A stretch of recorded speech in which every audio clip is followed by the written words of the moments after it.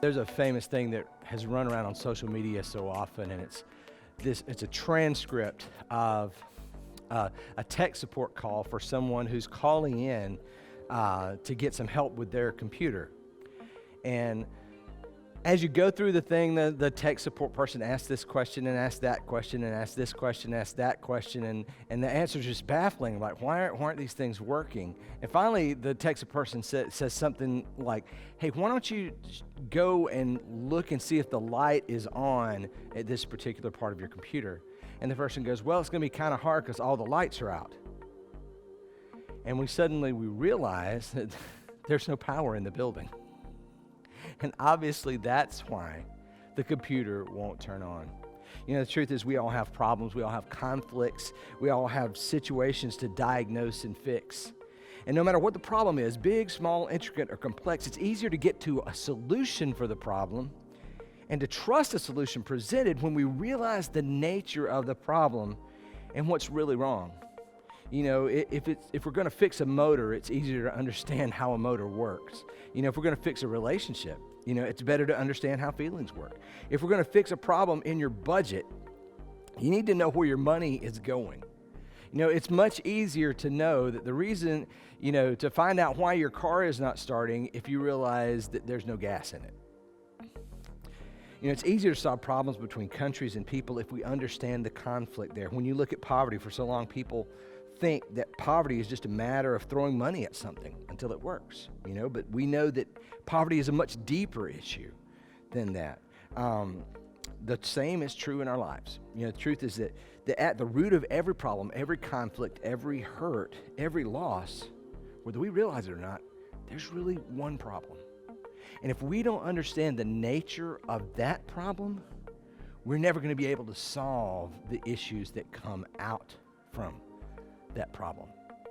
And I'm going to talk to you about that in a few minutes, because there's a great story in the Bible where the King David sits down and gives us some great insight to the problem that is in our life as he faced some enormous conflicts.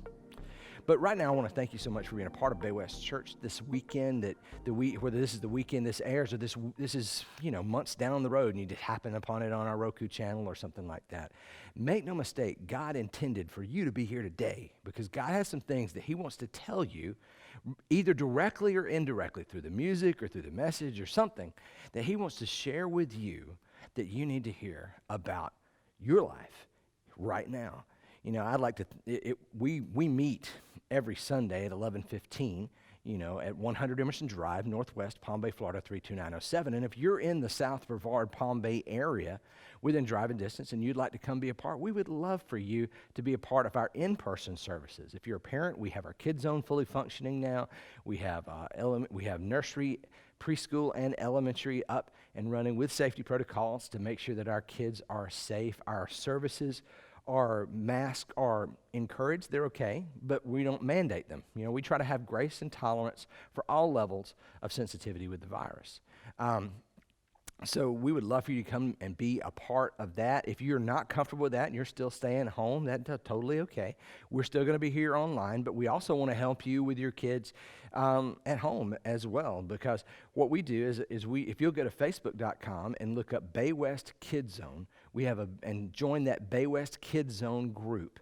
Our children's leader, Maggie Pearson, puts up a video each week that's very well done, that teaches biblical values and a Bible verse, and it's just well done and fun for kids to watch. And we encourage you to watch that 15-minute video or so with them, and we give a discussion guide for you to have to ask discussion questions with your child about what you guys just witnessed together. We want to help you be the primary source of discipleship, because you are. You know, a church can't replace that. You know, we can only augment it and help that along.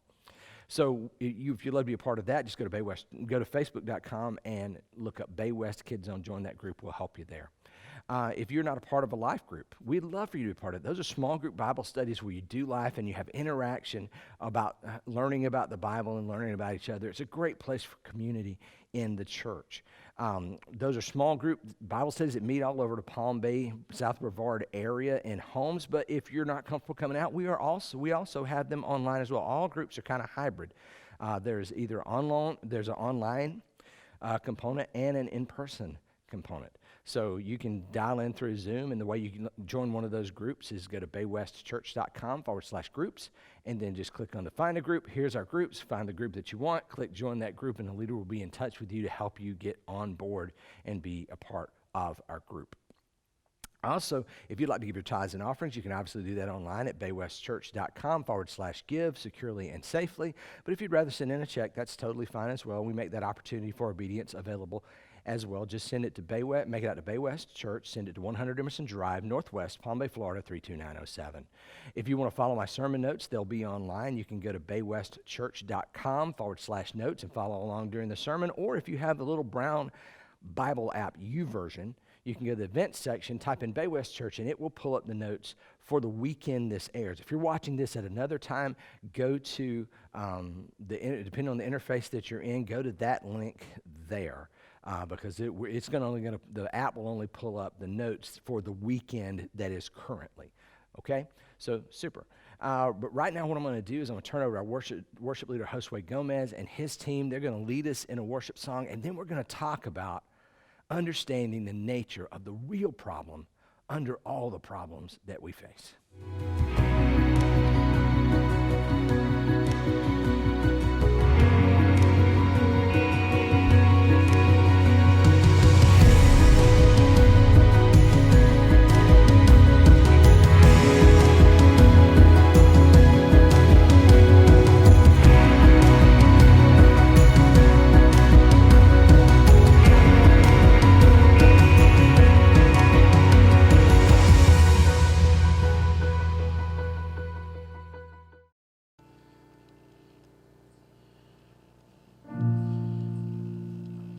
You unravel me with a melody.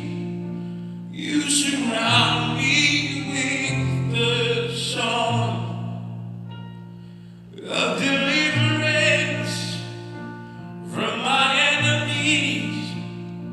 Till all my fears are gone. I'm no longer a slave to fear,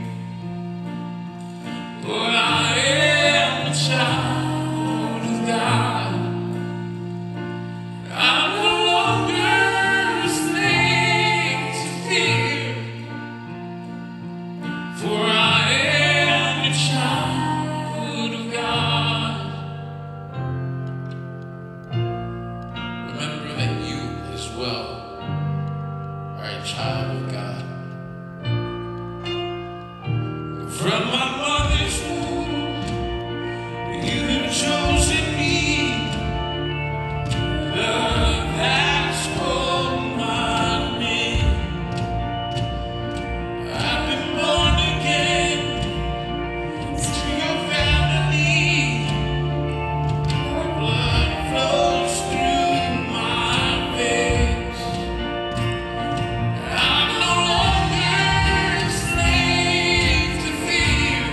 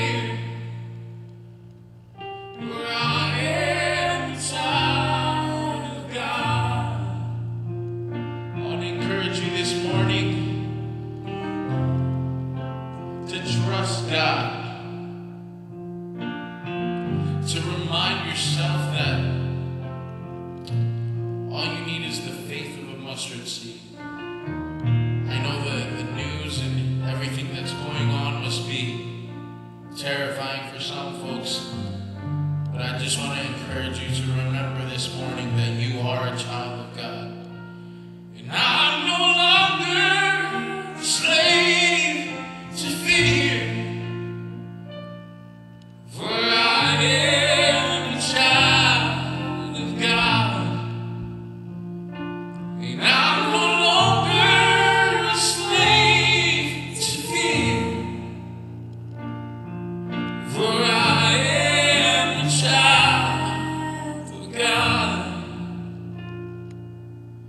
For I am a child of God. Oh, for I am a child of God. Thank you, Jesus. So what is the problem? You know, we have all kinds of problems up here, but they all stem back to one. So what is that problem? You know, we know from God's word that the problems in our lives and in our world, they all stem back to one central thing, and that's sin. So what's sin? Well, an easy definition of sin is this. It's just simply choosing to go a different way than what God intended.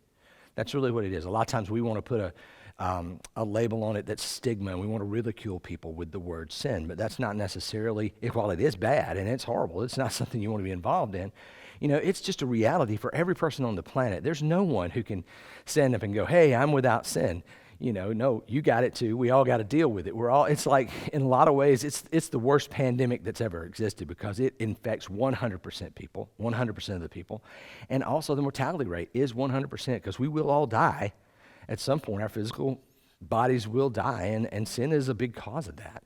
You know, even in our world. In Romans 8, Paul writes that basically sin broke creation in a lot of ways. And the creation groans, you know, under the weight, waiting for God to finally heal all of this, you know. And the truth is that though it affects the entire world, it affects all of us, you know. And understanding what it is a great thing. There's some people that think, oh, well, that's just a bad decision, but it's kind of over here, but it doesn't really affect me as much, you know, or it's an immoral thing that's based on culture. And not really, you know. And so understanding that, but just like understanding that the power's not on is the reason that your computer doesn't turn on, it's easier to understand how to solve and deal with sin when you understand what it is.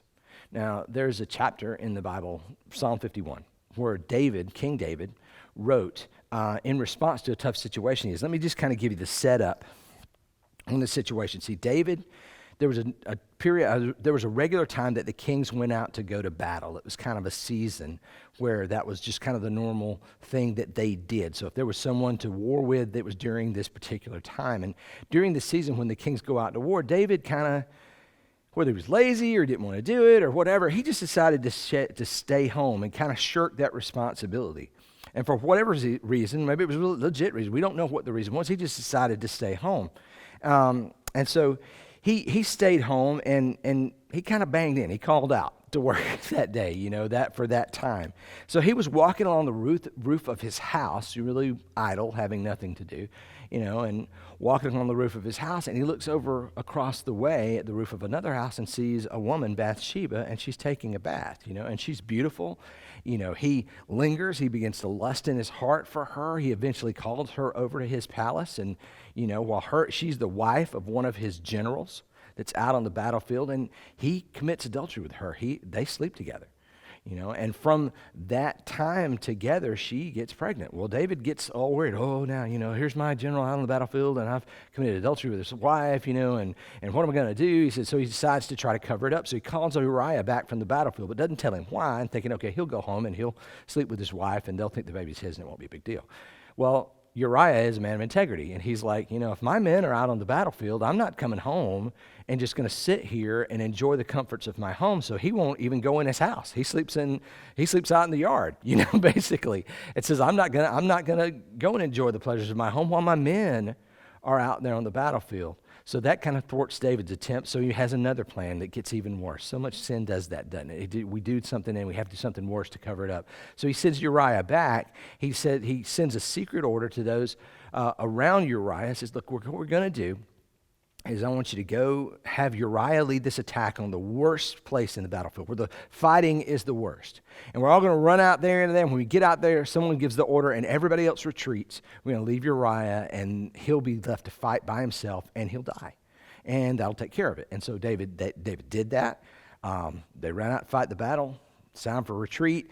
For everybody else came back. Uriah was left by himself. He died on the battlefield. And then David brought Bathsheba into his family and said, I'm going to marry her, and tried to play the hero.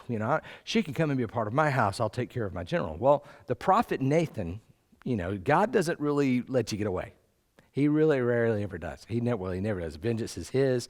He talks about all the places in his word where in the word where justice will be served by him in his way, in his time. So he calls the prophet Nathan and tells him what's up, And so Nathan approaches David, and he doesn't just hit David straight on. He kind of tells a story about, there's this guy out here in the, and he did this and this, and he this guy had, this guy had like a bunch of sheep, and there was one guy down the road, and he was a faithful guy, and he only had one sheep, and he loved that sheep so much. And that man that had all the sheep ran down there and killed that guy and took his one sheep. And David was so mad because David had been a shepherd, and that was a big deal to him. And he was so mad. I can't believe it. You bring that guy here, and I'm going to straighten him out right now. And Nathan goes, that dude was you. Bathsheba, Uriah, and David is just floored. He's emotionally obliterated. He realizes what he's done and the level. And he starts progressing through all of his sins. He mourns, he goes into sackcloth and ashes and depressed and mourned and because of his sin. And actually even the baby ultimately dies. And he writes this Psalm 51, in the midst of his grief. And while it's a very touching psalm, but it shows us something about the nature of sin, what it is, and the solution for it. And I want to read just a few verses from it, and let's talk about that today so that we can understand the problem that we're dealing with. So in verse 1, David writes this. He says, have mercy on me, God, according to your unfailing love. According to your great compassion, blot out my transgressions. Now, here's something I want us to understand first. A lot of times when in our world, we're taught that, if you do something wrong, that's bad, yes, but there's a way around it. You can ask for forgiveness. You can find a loophole with a lawyer and get out of it, or maybe somebody will just let you off to the side. And it's almost like we're taught in our culture that if we do something bad, we are owed a way out. But what we see here is God, what he says is, have mercy on me, God, according to your unfailing love, according to your great compassion, blot out my transgressions. What we understand here is mercy is not something that we are owed, okay? When we commit a sin, judgment is what we have brought on ourselves. For the wages of sin is death. All right, so we know that from Romans. Paul wrote that in Romans. But the back part of that verse is awesome. Also, the wages are ours. I mean, that's what we're going to get paid for the sin that we choose, right? But the back part of that is great. But the gift of God is eternal life. And mercy and God's grace to us is a gift. It is never deserved.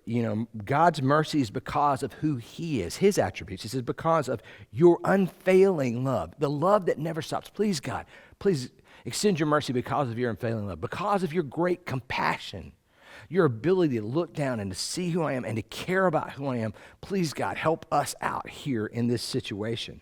Our sin doesn't entitle us to mercy. We think it does sometimes. It entitles us to judgment. I realize that this may seem simplistic, but the truth is that while we all would agree with this statement if you said it, our actions sometimes seem to denote something else. We often make excuses to why we sin. We always have a good reason why we did that. We always have a good reason why someone should let us off. We always have a good reason why. Well, it was just this one time. Oh, I have this good reason because, I'm really a good person. I just messed up this one time, so can't you just let me off? And we don't understand, I feel like in our society, especially today, because of and part of it is because of the prevalence of God's mercy. is that we don't understand that if I am wrong, I'm owed judgment. I'm not owed mercy. And if I gain mercy, it's because of God's great faithfulness. My mercy, any grace and mercy and forgiveness, even the concept of forgiveness, it was created by God because that's who God is. And that comes from God. It's a testament to God, not anything that I'm owed. In verse 2, David continues on. He says, wash away all my iniquity and cleanse me from my sin. For I know my transgressions, and my sin is always before me. So here David kind of puts in a work order request. He kind of puts in a request. He comes to the king and he begs, oh God, here's the thing. Wash away all my iniquity. Cleanse me from my sin. So often we're taught in our world, you need to handle your own business. If you do it, you need to make up for it. If you say you're going to be a person of your word, do what you said you're going to do. That's a big thing in our world. We don't like hypocrisy. And a lot of times we feel like that hypocrisy is really, I think, is a failing. It is a failing of our character. And I think that strikes at the heart of ourselves because we struggle with what's left over from God here, and we battle with that. Even if we can find an outward judgment, the battle is on the inside because God's not a hypocrite. And he didn't make us to be hypocrites, but we chose sin, and that is hypocritical, and it pervades who we are, and we struggle with that. See, here's the thing about it. Our sin is not something we can make up for on our own. Why? Can't we just do enough good? Can't we just do community service? We might think, and get over that. No, that doesn't happen. David tells us why. He says, look, I know my transgression, and my sin is always before me. Have you ever, when you maybe colored eggs or something, but put food coloring into water? Have you ever done that before? Like maybe some green food coloring and put it into water, or some red food coloring and put a couple drops in the water, and all of a sudden the water is red. Maybe at Easter, you have an Easter egg hunt, and you put some dye into some water so you can dip eggs in and change the color of the eggs. Have you noticed that when you put just even a drop in the water is changed? It's no longer what it was. It's no longer the same color. It's got a tint to it at the very least, and it's not as clear as it was. Have you ever tried to take the dye out and just, okay, well, I dropped it. Oh, I didn't mean to put the red dye in there with the blue dye. Let me just reach in there and pull the red dye out. We can't do it, right? That's impossible. Once it's in, it's spread and it's disperses and it's a part of what's there. And so you can't take that out. That's very much like our sin. When we introduce sin into our lives, it just spreads out and it's all over everything that we do. And we can't just reach in and get rid of it. Oh, I can't fix that. So what are we left to do? But the truth is that we need some help to do that. If you put food coloring into water, there is a way that the water can be clear again.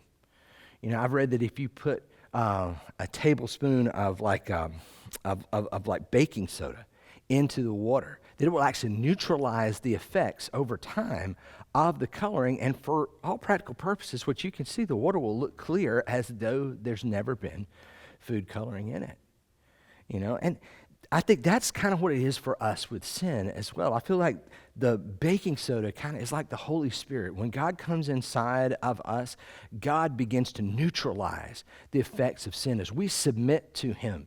He begins to neutralize that in our lives and to make us clear and clean again. We can't get rid of the sin on our own, but God can come in and help us through Jesus. He can neutralize its effects.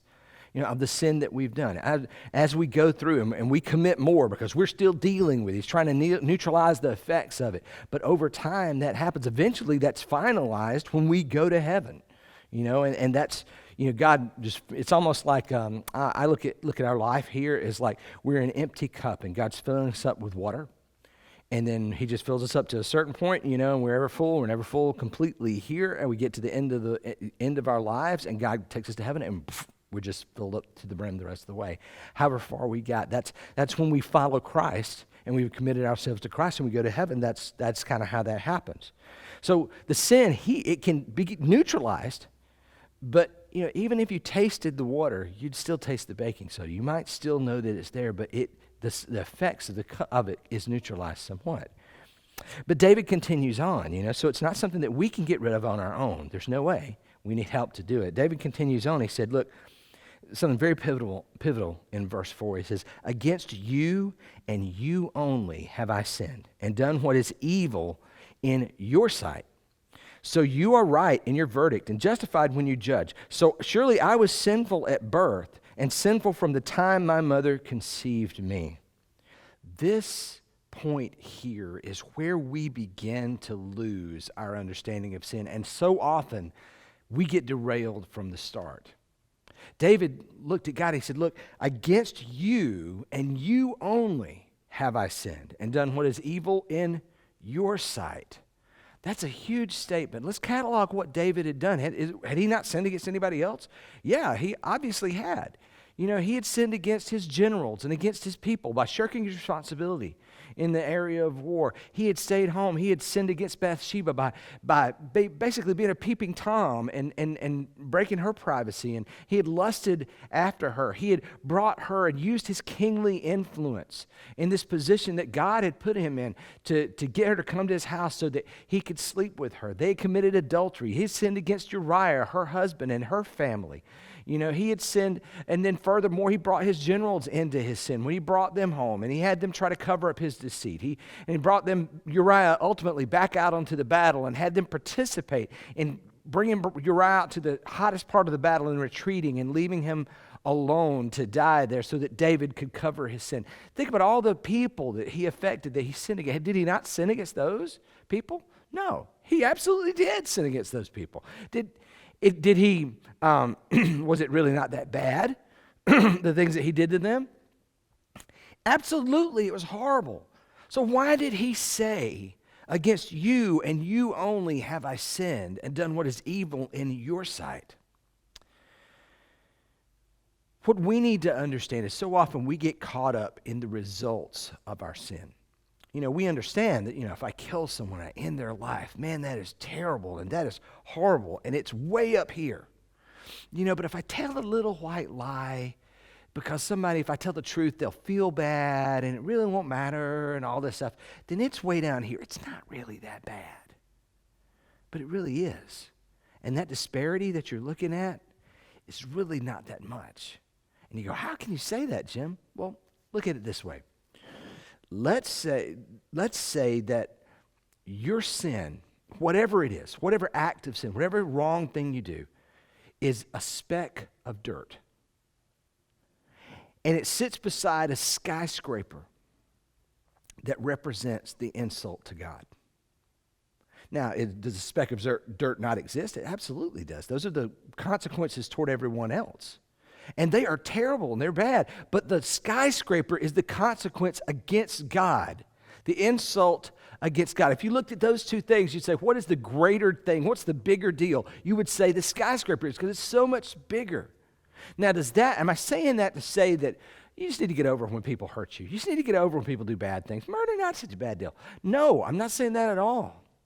But I'm saying as bad as everything you see that comes with your sin, 1 billion times more is the insult to God. That's why I believe God's kind to us when he doesn't let us feel the full weight of our sin, because we would crumble under it. It's the grace of God that we don't fully see the entirety of it. We don't feel it at the depths of glory. I know we've all had those times that we've done something wrong and we've really felt it.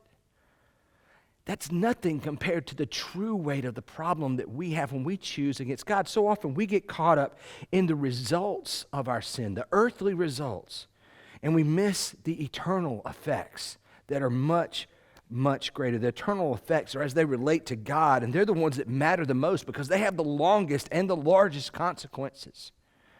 It's so easy to justify when we choose a path other than God's. And what we don't realize, one, is that our actions, a right or wrong action is a sin just in a vacuum. It's just not over there and goes, oh, well, that, I'm standing here and there's God beside me, and we look over at another scale and go, oh, you know what, that's wrong. And God goes, yeah, I like that plan. I think I'm going to go with that over there. That's wrong. No, the reason that lying is wrong is because that's not God's way. That's why lying is wrong. And when we lie and bad things come from lying, it's not because, oh, they're wrong because all the bad things that come from them. No, it's wrong because God said don't do it, and because he's constructed the world in such a way, and then when you lie, here's all these bad things that come from that. That's why you don't do it. That's not my way. I've set up the world that if you don't do it, if you're not doing it my way, it's going to hurt you. It's going to be a problem in the long run. Even in consequence, there are so many consequences, I think, to our sin that we don't even see. We see the surface ones, the big ones, but there's little ones that set off time bombs inside of us that just churn with us. And let's say, but see, why do you? And you may say, well, Jim, what's the big deal? If I know that lying's wrong, who cares why it's wrong? If we know it's wrong, we just don't do it. Well, there's a big reason to understand why. Because if you think that lie, if you don't realize that it's wrong because God says it's wrong, you'll think God, at some points, doesn't really matter whether you do it or not. Like, for example, you can say, well, if the results here on earth are really what the value is, if I tell that lie to someone, they ask me if they look good in their dress, and they just don't, or they look good in their shirt, or did they sound good when they sang? And if I just go, well, yeah, you sounded great. That's a little white lie. It makes them feel better. See, the results are good. But what if they're terrible? You don't have to. You have to tell the truth, but you tell it in love.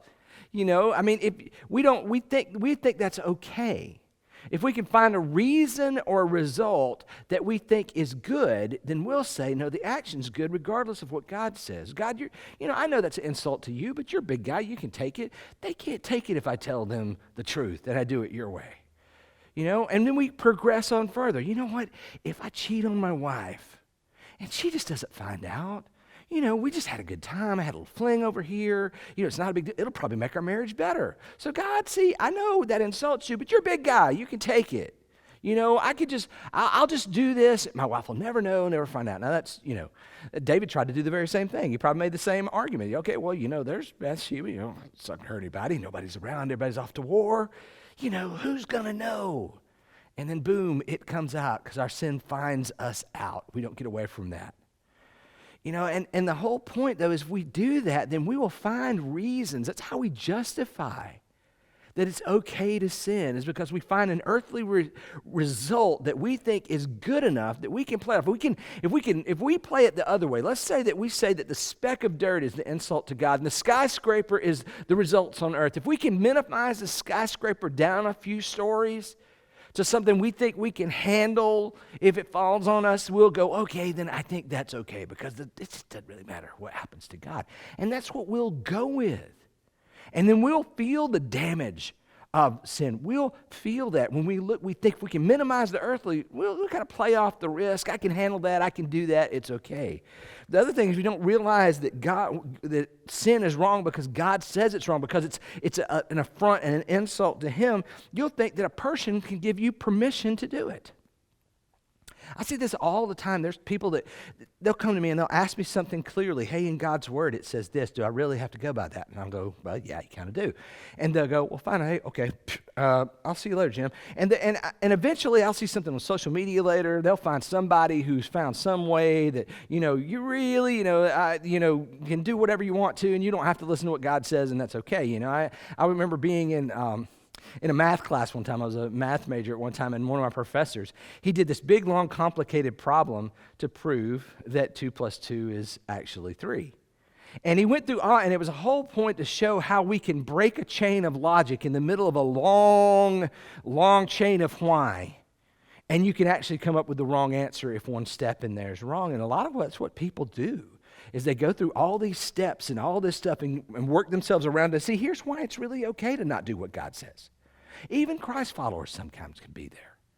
And if we think that the results on earth are the problem, we'll think that someone here can give us permission to do it. If my wife says, hey, it's okay, why don't we take a cheat weekend and you go over here and I'll go over here and we won't tell each other and we'll come back. Oh, I guess it's okay, I have permission. No. The reason I wouldn't cheat on my wife is because of God. That's what it is. If I'm at a store, and an employee goes, hey, why don't you just take an extra honey bun when you walk out? You're a faithful customer and no one will know. And you take it. Because they gave me permission. Because, the real problem is if I try to take it and they call me on it and they make a big deal out of it. And if they call the police or, they mark my name or whatever. But if they say it's okay, it's okay. It will think that sin is okay if someone else gives us permission. How in the world do you think that things like open marriages happen? Polygamy, abortion. How do you think it's okay when violence happens, when someone goes and beats up someone else? It's amazing to me in this last year, we've somehow tried to justify that it's okay to burn down businesses that are owned by people of color in some way to lift up people of color. And that's been amazing to me. We could find some reason, some way to justify just about any action. And God told us that. He told us that all of a man's ways seem right to him. Because we can't find, if we'll deal with the result only, we can find a result that we think is of a higher priority or a higher value, my pleasure over their pain. And this is why it's okay. Why do you think that slavery was justified in our country for a long time? Why do you think all of these things happened? Because someone found an earthly result that they felt like was of a higher value, and it was worth going against what God said to do. And if we don't understand that sin is primarily about God, not about what happens, that's collateral damage to the worst thing. And it's bad, and I'm not saying that all this stuff isn't bad. It's horrible.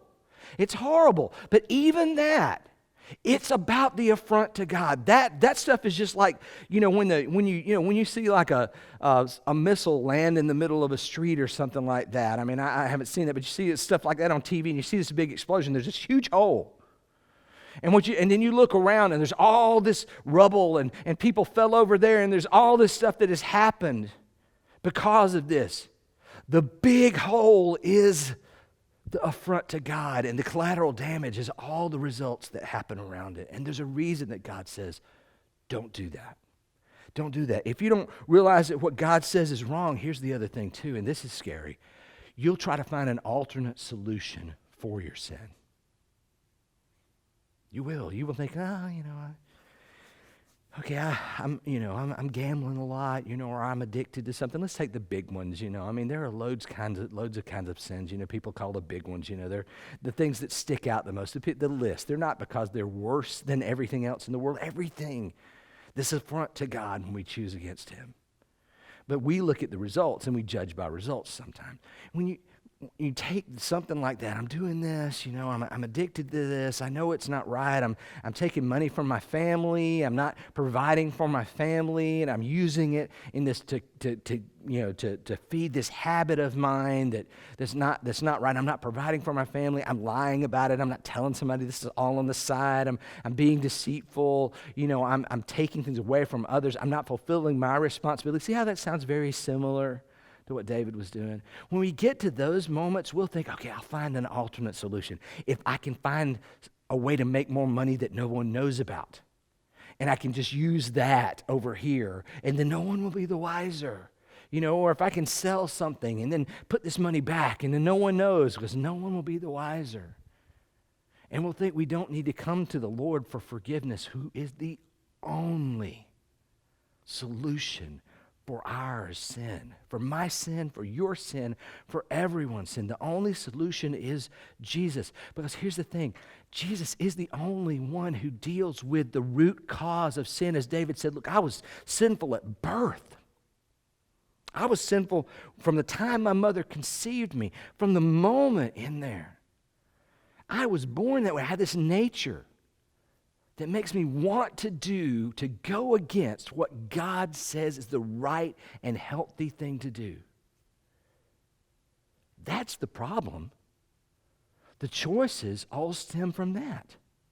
And the only thing, there's not a 12-step program. I love AA, but there's not a 12-step program even that on its own. There's not,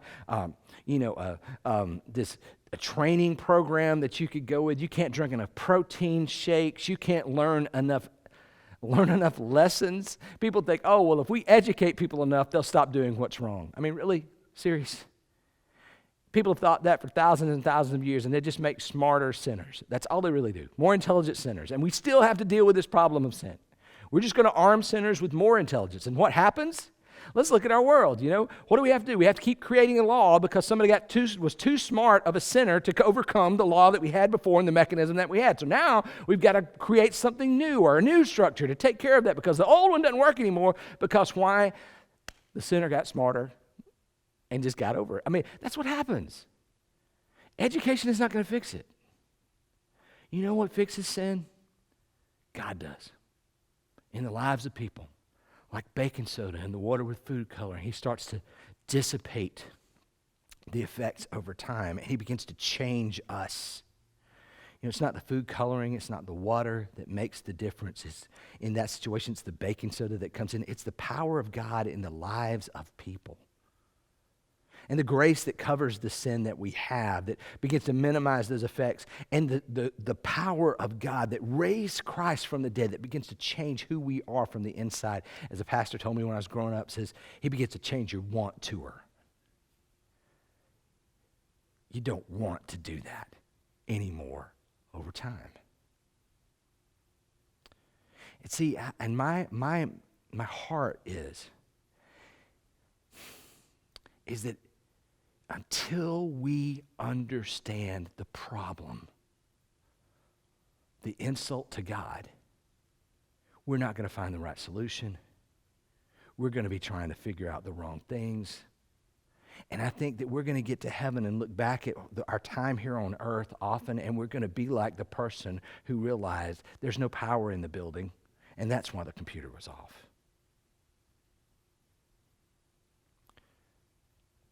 I hope it's not that way. So here's what I want to tell you to do as positive steps. One, if you're a Christ follower out there, I want you to begin to go to God with your sin and say, look, okay, if you have a habit or you have something that's a problem that it's been conquering you, maybe you've had a sin that it just keeps cropping up your whole life. And you're so focused on the results of what that's done. Are you thinking about the Lord? I had a pastor one time tell me, a good friend of mine said, look, when I sin, this is what I put in my brain. This is what I think about. I think about Jesus on the cross. I think about Jesus, the perfect Son of God, dying on a cross. And I think about the pain that he went through, and I remember what he went through, and I go, man, that was because of what I just did. That was the reason that Jesus had to die. And I think about, and I go to God and I say, God, I'm sorry for what I just did. I need your help to get through it. Maybe you didn't even ask God, I need your help to not do this anymore. And then you accept the forgiveness that God gives you, and then you try to make restitution. After all of that, the reason that God tells us to forgive, the reason that God tells us in his word, to go and help others, to try to make restitution for what we've done, to make things right, is because that's what comes after we've made things right with God.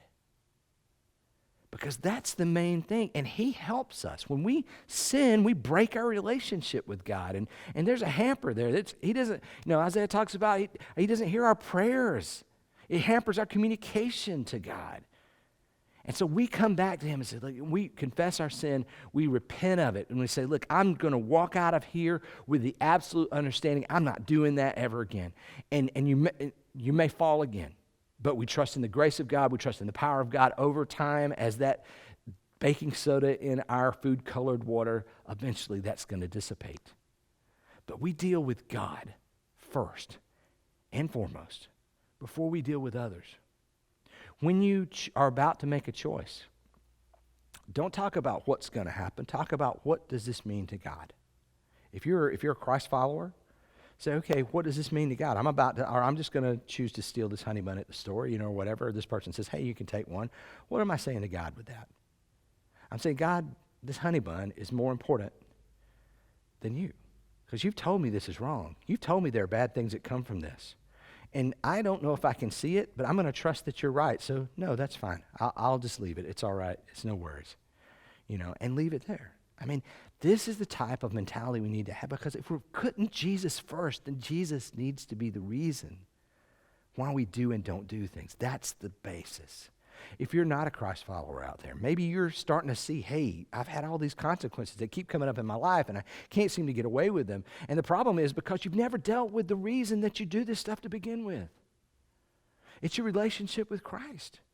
And you've never given your heart to Jesus and said, hey, yeah, I'm a sinner and I can't fix all this mess. Oh my gosh, I feel like I'm in the middle of a giant trash heap and I can't fix it.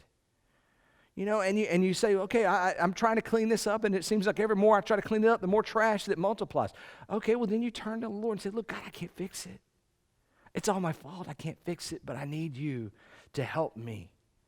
And you believe in Jesus, that he came, he was God's son, and he fully God, fully man, came, lived on the earth, lived a perfect life, took our punishment, died on a cross, the wages that we had worked for in our sin.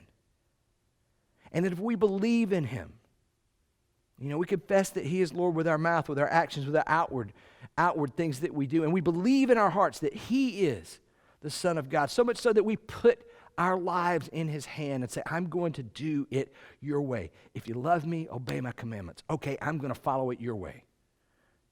I don't need to know all the why, God. I'm just going to do it your way as best I can and trust your grace and mercy. And when I fail, I'm going to come to you. I'm going to confess my sin, and you'll say, like you tell us in 1 John, he's faithful and just to forgive us our sin and cleanse us from all unrighteousness.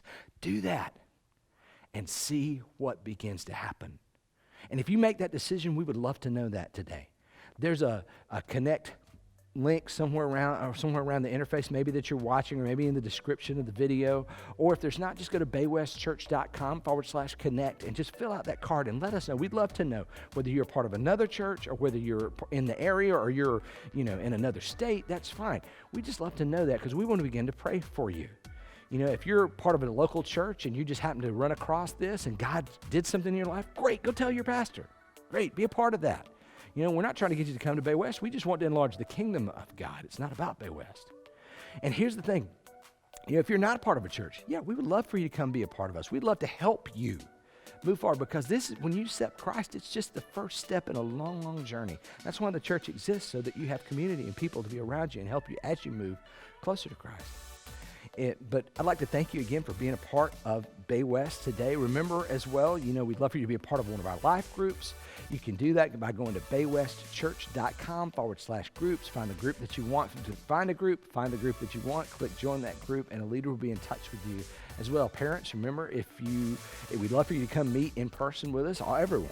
If you're member parents, we also have our KIDZONE up and working. We have nursery, preschool, elementary going on at the time that our worship service goes on here. We'd love to have you be a part of that and come out. If you aren't comfortable coming out and being in a group yet, totally okay. We'll be here online, and you can also, if you're parents, you can join our Facebook group, Bay West KIDZONE Facebook group.